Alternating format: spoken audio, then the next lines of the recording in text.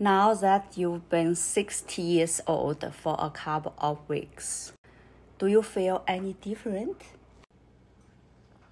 You know, I think the 60th birthday really is affecting me a little bit. Oh? I think it is affecting my feelings some. Really? What about that? I think maybe in my head, the 60th birthday was more important than I realized. What? I think maybe in my head, the 60th birthday is important because it signifies that I really have entered the last stage of my life. Mm-hmm. There's no longer any way to convince myself that I am still middle-aged.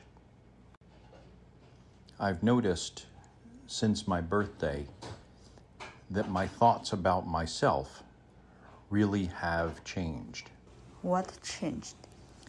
If my back hurts a little bit or my knee hurts a little bit, instead of thinking, oh, I should do this exercise or I should change the way I do that activity in order to avoid those pains, I find myself first thinking, oh, I guess that's what it's like to be old.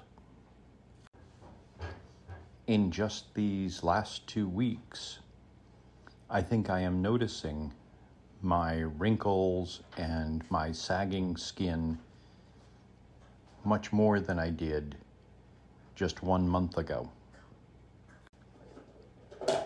I find that the topic of my age or just the general topic of being old seems to creep into conversations more than it did before. Now, maybe that's not really true. Maybe I'm just noticing that the topic of my age or being old comes up a lot in conversation, and I just didn't notice that a month ago.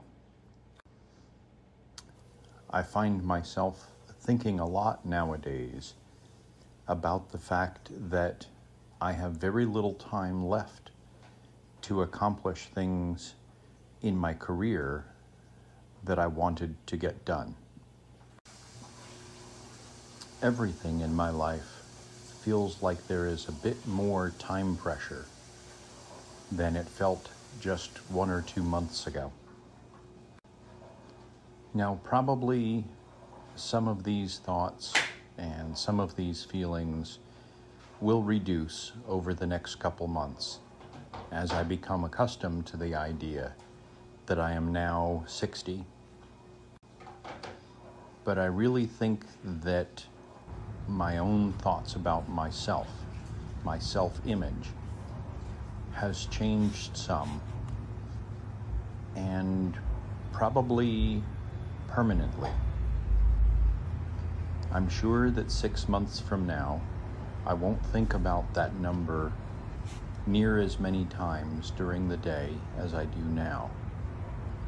But I suspect that the thoughts and feelings have changed forever.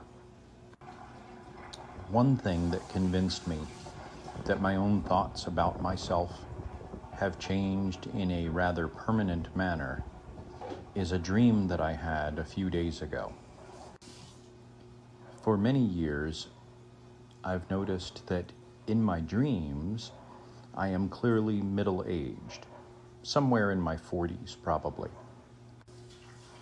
But that was clearly different a few days ago. I woke up from a dream where in that dream, I knew that I was old. I didn't have a specific number in mind, but my sense of myself was different than for any previous dreams that I can remember. In this dream, I was definitely old, in the last part of my life.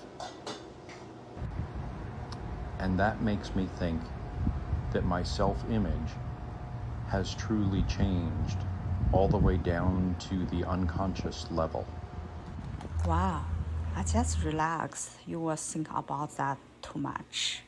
Do you like our cats? Of course I like our cats. How do pets change a home? I'm enjoying taking care of them and being able to pet them and interact and play with them. Oh, you say this? Yeah. What? And watch their personalities develop as they go from being tiny kittens and growing into full-grown cats. As I start to try and answer how pets change a home, both of the cats just jumped up into my lap. That's one of the things that changes. With any sort of an interactive and free-roaming pet, one of the things that changes is that you suddenly have another living being that chooses at times to interact with you, to be affectionate and loving. And I think that's something very powerful. Certainly, if you are living alone, the companionship and the affection with a pet makes a huge difference. But even if you're not alone, this interaction becomes very important.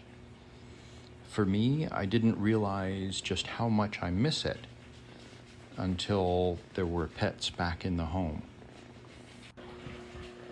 But in addition to the affection and companionship and interaction, I think pets change a home in a rather drastic way, because the entire nature of the home, all of the decisions that you make, now have to include how it will affect these other creatures who are dependent on you.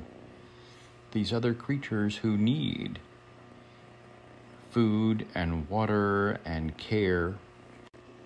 And so I think it changes the home in a really fundamental way, because everyone in the home now has to think differently, has to make decisions in a different manner, and always include how those decisions might affect the pets. When there is more than one human in the home, of course the pets don't always spend exactly equal time being affectionate with the different humans in the family. At first, it's easy to be a little bit jealous.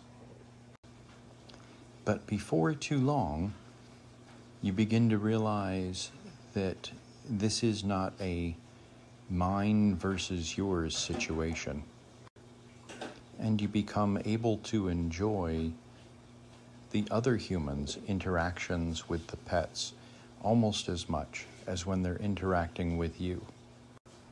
You begin to realize that your love for the pets is not dependent on a transaction in terms of what the pets can do for you, but your love for the pets and each other and how you all interact together becomes a love that permeates the entire home.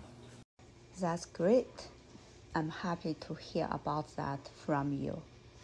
Thank you, boss of cats. I really want to be home with you. And I love being at home with the three of you. Thank you, everybody. Thank you for watching my video. If you like my video, subscribe to my channel. Thank you very much. See you next time.